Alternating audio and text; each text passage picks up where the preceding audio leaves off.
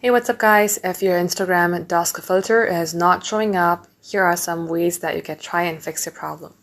First is heading over to your Play Store and then simply search for Instagram. The feature might not be shown because your application might not be updated. Head over to your Play Store, then search for Instagram. If it shows update, tap on update. If it shows open, that means your application is already updated.